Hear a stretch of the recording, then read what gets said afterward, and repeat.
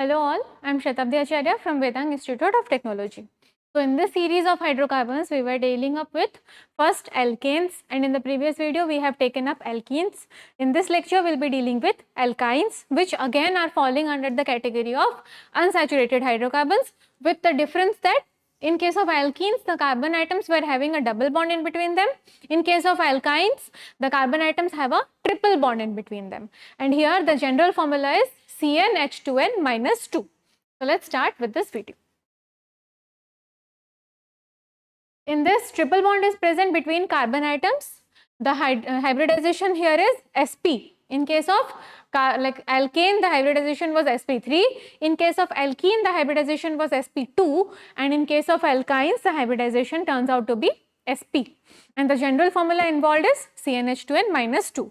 The structure is mostly linear in case of alkynes. The lowest member of alkyne is the simplest compound, ethyne. Here it's also starting with a two carbon atoms, like alkene and unlike alkane. The common name of it is acetylene. This ethyne, it is having CH,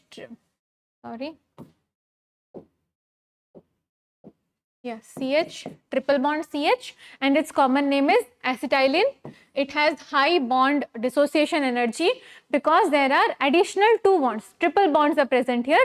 So therefore the bond dissociation energy here is very high, and it is of the order 823 kilojoule per mole. Due to this reason, the acetylene is mixed with oxygen and the flame is used for welding purpose. Okay, so welding, for welding, the gas we are using is acetylene mixed with oxygen. Now if you see the preparation, the lab method preparation is reaction of calcium carbide CaC2 with water. When CaC2 is reacting with water, it basically forms calcium hydroxide plus acetylene. Okay, the next method is by dehydrohalogenation of vicinal dihalide. Again, dehydrohalogenation, that means removal of a hydrogen and a halogen group. So if I see NaNH2, it will break as Na plus and NH2 negative. Now this NH2 negative will take up one hydrogen from the alkane, one hydrogen from the alkane.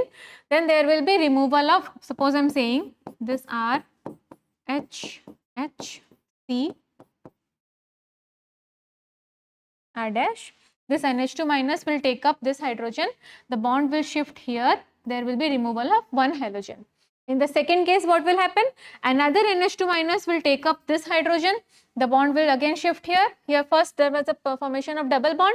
In the later case, there will be formation of a triple bond with the removal of another halogen group. Okay, this is basically the removal. With the removal of two halogen atoms from the carbon atom, we are getting an alkene followed by the generation of an alkyne. Okay. Then the next is by the action of zinc on tetrahalogen derivatives. When zinc is reacting with any tetrahalogen derivative, that is 1122 tetrabromoethane, then we get our ethyne. You have to simply remember this reaction. There is no mechanism. The mechanism mostly here is two molecules of zinc will be taking up Br1, 2 Br each, because Zn has a +2 charge. So it will lead to the formation of 2 ZnBr2, and with the removal of 2 Br, the 4 bromine, there will be formation of 2 extra bonds, which will lead to the formation of ethyne. Okay. Now if I see the physical properties, like alkyne is a very small part of the hydrocarbons. It has the method of preparation also were very less, and the chemical reaction shown by it was also very less. So if we look at the physical properties of alkyne, first is the existence, then here acetylene, propyne, butane are gases, and other with carbon atom 4 to 12 are liquid.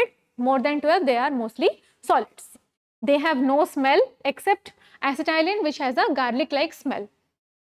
If I see the solubility, again they are weakly polar in nature, and therefore they are, although not that soluble in water, but somehow more than alkanes. However, they are soluble in organic solvents. If I look at the melting and boiling point, because of triple bond, they have higher melting point and boiling point. With increase in the number of carbon atom, the boiling point increases. However, with branching, there is decrease in the surface area excuse me, and as a result of which what happens? The boiling point decreases. Now, if I look at the chemical properties, obviously due to the presence of unsaturation or the triple bond, they are chemically reactive.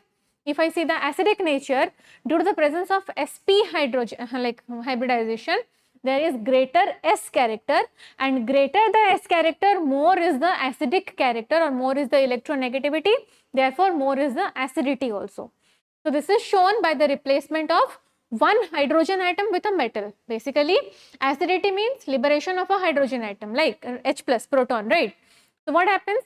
If ethyne is treated with sodium, then it forms sodium acetylate, which is CH double bond C negative Na plus, and there is removal of a H plus. This H plus makes it pretty evident that our alkene or alkyne is acidic in nature. So, alkynes are acidic because of sp hybridization of the carbon atom. The S character in the case of alkyne is 50%. Due to more S character, electrons in sp hybrid orbitals are held more tightly by the nucleus and are quite electronegative. As a result, the CH bond gets more displaced towards the carbon atom and the proton is easily released.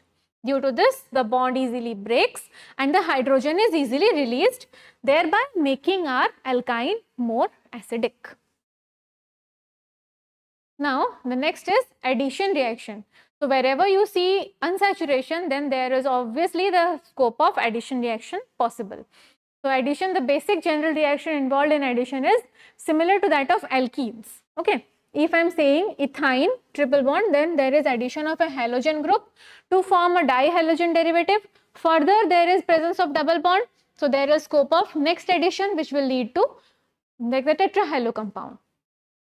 So, the addition of halogen acids, again HX, the order will be this same as that of alkene.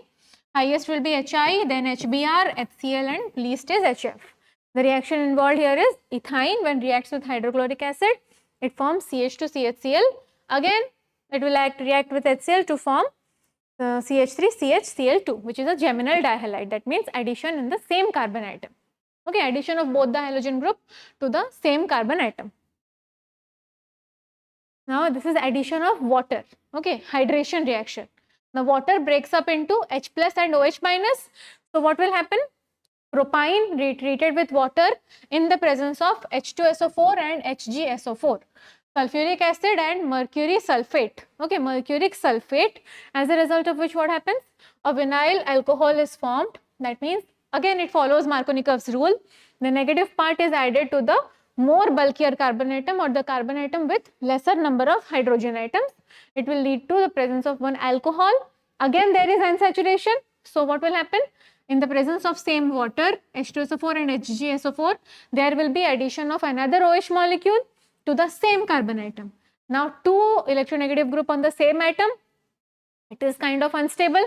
So, what will happen? They will again remove this OH and this H will get removed as water and there will be the formation of a ketone. It will be CH3, C double bond O, CH3.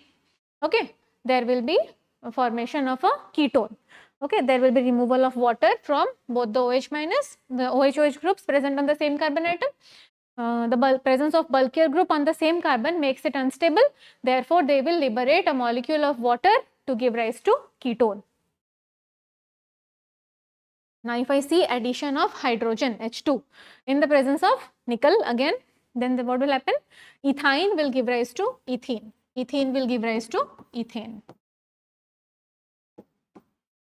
When we use Lindlar catalyst PDBSO4, obviously cis form results, and when we use catalyst sodium in liquid ammonia, which is NaNH2, then it is called Birch reduction and trans addition occurs, which we have seen in case of alkenes. Now, if I see the cyclic polymerization thing, now see what happens. Suppose I am saying 3 alkenes I am taking, right? So, this bond will break like this, negative on this, positive on this. This negative charge will attack a positive side. Suppose this becomes positive, this becomes negative. Again, this negative will attack this positive side, this will become negative and this negative will attack on this positive side. So, as a result of which, if I am taking 3 molecules of ethyne and I am reacting it in the presence of red hot iron at 843 Kelvin. Okay, then it will lead to the formation of benzene. Okay, it will lead to the formation of benzene. So that's pretty much about alkynes. The video was very short for this. Like alkyne is not showing that much, it is not having that much preparation also, and the properties are also very minimal. So I guess here we put an end to our series of hydrocarbons. In the next lecture we'll be taking up haloalkanes and haloarenes. So I hope you got done with, like you understood the chapter. That's all for this video. Thank you so much.